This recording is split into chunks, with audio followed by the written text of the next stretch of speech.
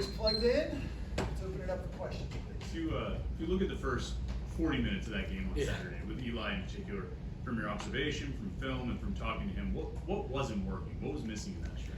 Yeah, I thought we started fast. We came out moving the ball. We had some explosives early in that first drive. We had some game plan plays like always, right? We're trying to get guys open, and I think, anytime you're trying to prepare for the three safety look, in 1 week, because you don't play a lot, right? Like as a quarterback, that middle field guy, is a little different, right? Growing up, you're used to having two safeties, and now you got three. So I just kind of felt like early in the game, he was a little hesitant, and obviously trusting the game plan, trusting what we're calling, and just playing fast, right? And a lot of that has to do with just the defense and what they do, and obviously we're gonna run the football, versus a light box like that, which we did. And, we had a couple penalties early in the first half that I think hurt us after we had some big runs, but I still want to throw the football, right? Like you can't just you still want to attack people and try to get some guys open. So he just got to understand the game plan a little bit better and trust the game plan, right? And understand like, hey, even though we're playing three safeties, we're still going to try to throw it and get some guys open. And I think in the second half you saw that. We had some other game plan plays, some stuff that we put in that week that we ended up hitting in the second half because he trusted it. And he saw it, from on the film on the sideline. Like, man, I just got to trust what's in and just believe in what we're doing. Kade, what was it like working with him through the adversity in that game? It was great, man. The one thing about Eli is he's very mature and poised. You can look, and that's why I love to be on the sideline. Like every time he came off the field, there was no worry. There was no blaming somebody else. Right, he's a leader. Like he takes responsibility. He understands when he messes up. Like we're watching the iPad, and he's like, yeah, you're right, man. Like that's on me. Like that's on me. He's taking responsibility, and he's telling the players that, and it's great. The players saw it too in the first half, and they know that, man, he could have, hit us a couple times or that, but he went over to him and be like, hey, that's on me. Like I got, it's my responsibility, and it's on me, and I got to get the job done. And that's who Eli is. Going into halftime. He goes, that first half's on me. I'm going to play a lot better in the second half. He literally told me that running off the field. And that just makes you confident, man, with a guy who, who wants the ball in his hands. He's not scared to have that responsibility. After the game, Eli said that he kind of got himself out of a fun time, playing a little faster, not hunting the big play as much. But how do you coach him to play smart without being too conservative? Yeah. Really, the first half, man, when you're looking at it, if they're dropping 8, right, like that's what that defense wants you to do. They want you to hold onto the ball. They want you to scramble behind the line of scrimmage and try to throw the ball, on the move, right? And when they have 8 people down the field, when it's not there. And if you watch the second half, he was just playing a rhythm. When he was hitting his back foot, he was either getting the ball in his hands quick so our guys could run with it, or he was taking off and running past the line of scrimmage, which now was putting a lot of issues. That's why you saw a lot more blitz, and we're running the ball well in the second half, and you saw a lot more where they had to be more aggressive to stop us, and that's what got our one-on-ones in the second half, and obviously we won and hit those. So him just understand that, hey, just because they're not, rushing a lot of guys and they're not pinning their ears in, doesn't mean that, hey, I gotta hold on to the ball, right? I gotta still play in a rhythm, still be a quarterback, still get the ball in my hands, and let the playmakers make plays. You talked a lot about using his legs in the second half. Yeah. Obviously, that was big for the comeback.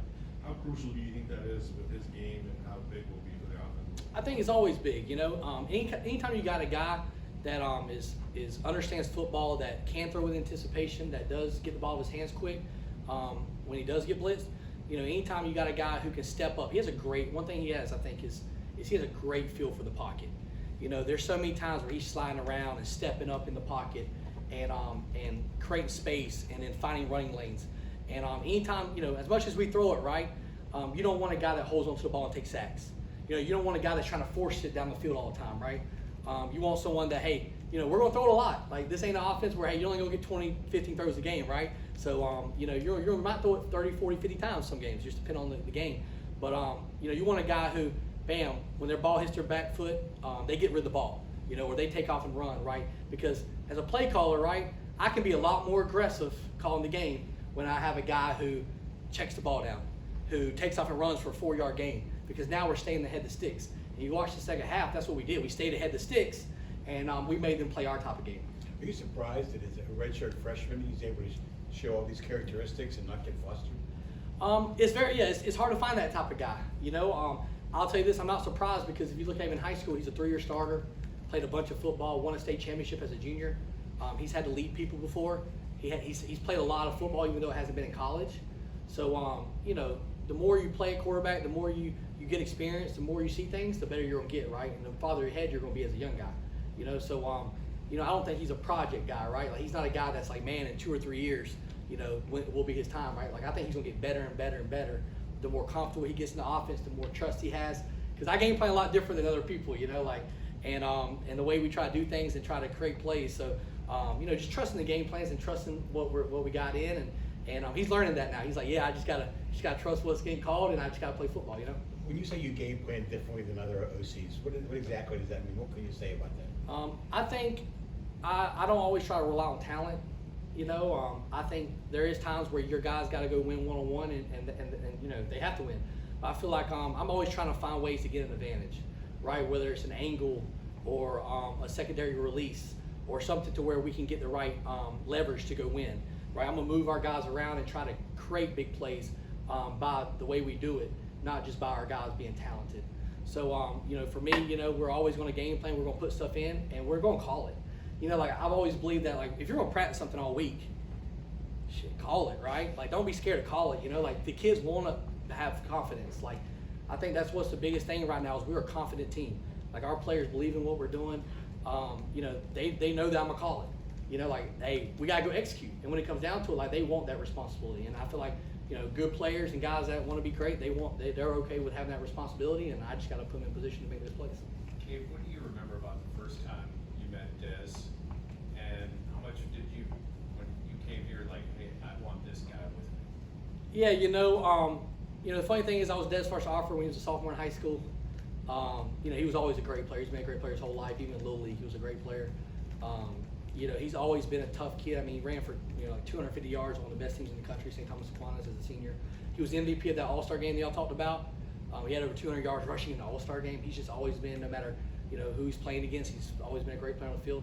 But, you know, when he was already in the portal for a couple weeks before I got here, and he was going somewhere else, and you know, obviously when I got that opportunity, you know, to sell him and say, hey, this is a guy that can help us here, you know, and not just as a player, but you talk about a guy who does things the right way. You talk about a guy who's unselfish. You know, he never asks for the ball. He never complains. He's always in here doing the extra. He's just my type of guy. You know, like I want guys that love football as much as me, right? I want guys that want to play in the NFL. I want guys that want to be pros. And he just brings that type of mentality, you know, that kind of chip on your shoulder, prove yourself, and you're not scared to fail. And so that's what I like about this. Did you have to sell him to your dad when he saw he was only 5'8"? Oh yeah, anybody, man. You know, it's funny. It's kind of like the quarterback we had in Valdosta. We ended up signing, who won a state championship, who ended up being Player of the Year after we left. But you know, he was 5'9", 5'10" quarterback. He was a 3-year starter, Player of the Year there. Went to CFL after college. But I had to sell him too, you know, because my dad's a bigger guy. My dad played, you know, in the league, so he's a 6'3", you know, big old hands, you know, long dude. And you know, but Des' film was just so special. I mean, it wasn't just the long runs or the explosiveness. I mean, he was running through people, which he does now, right? Like he's a physical football player. And I think, you know, speed matters. You know, obviously you want guys that can run, but being tough, like that's what makes great players. You know, like you can't just be fast. This isn't track. You know, you got to play football. So he's a football player, not a fast guy. You know. Speaking of Des, he said when we were leaving the stadium on Saturday that you know when he played down in Arkansas, he thought even Cincinnati was louder than that. You guys have been down there, you and him together. But do you have an idea, you know, having played in an environment like that, what Saturday's going to look like, rivalry games, 70,000 people? Yeah, you know, we've had a couple big ones throughout Western. You know, we went to Oklahoma, and then you know, Arkansas was at their stadium, so I think that's why it probably wasn't that loud. It was at another stadium, but yeah, man, you know, Cincinnati was loud, man. I mean, it was loud. Student section was going. You know, they were doing all the Pitt stuff, and but no, this is going to be an awesome atmosphere. You know, I haven't been here since it's been at home with it like this. You know, so how's it going to be when we're on offense? How's it going to be when we're on defense, right? Obviously, it's a huge rivalry, man, that I grew up watching. You know, growing up in the kind of the Big East era, right? Pitt, West Virginia.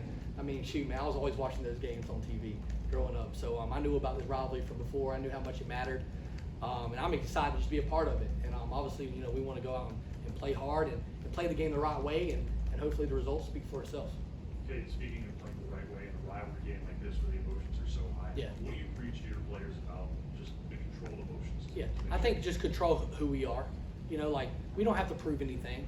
You know, we know who we are as people. We know who we are as a program. We know what we believe in. You know, Coach Dews, right? Like we want to do things the right way. You know, we're going to play the right way. We're going to act the right way.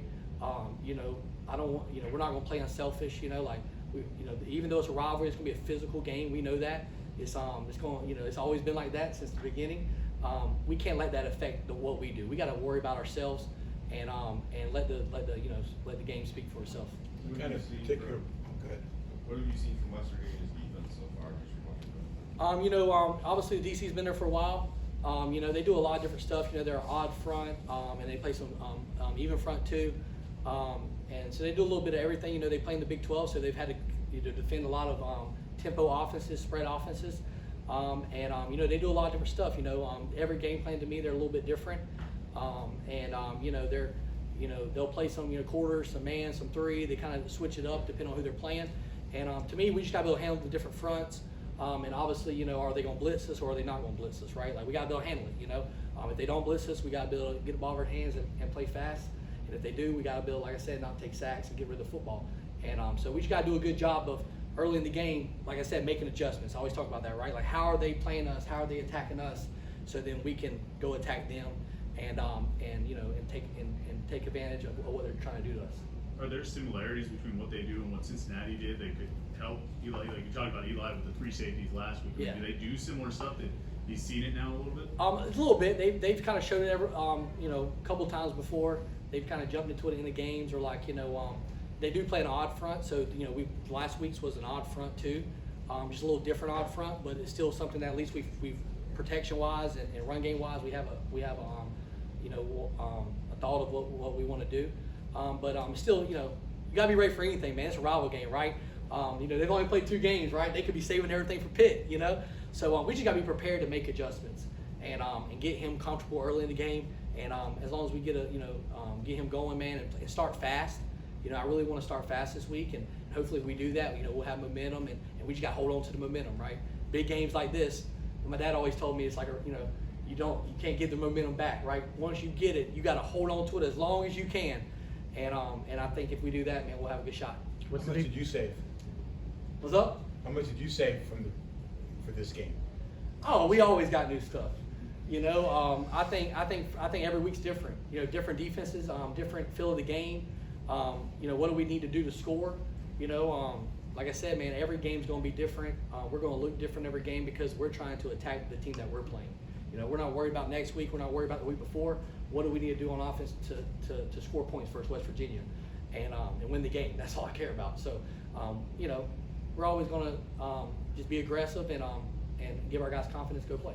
Let's take a final one. What's the biggest? Yeah, Justin, go ahead. yeah, going off that confidence, Eli obviously a redshirt freshman. It's going to be a tough environment. Just how confident are you that he's going to be able to go out and kind of handle that pressure? Yeah, I feel confident. You know, I think, you know, as crazy as the game was last week, and coming back and playing in that environment and having success in the fourth quarter and third, and you know, and getting on that run for a young guy, man. I mean, that's big. You know, like now he knows what it feels like to play in a pressure situation when everything's against you, and you know, and understand that, hey, man, like I'm used to this. You know, I'm used to this pressure, and obviously it's a big game and it's gonna be loud and it's gonna be packed. But you know, for him, man, I think that gave him a lot of confidence and shows that, hey, you know, this is what it's gonna be like when we play in these big games, and now I know how to handle it. Because handling adversity is the biggest thing in anything in life or football, right? Like nothing's ever gonna be perfect. You know, there's gonna be some quarters that are better than others. There's gonna be some drives that, you know, it's gonna take a little bit to get going. But guess what? He got to be able to handle it, and I think he showed that last week that he can do that. Coach, thank you very much. Thanks to everybody here.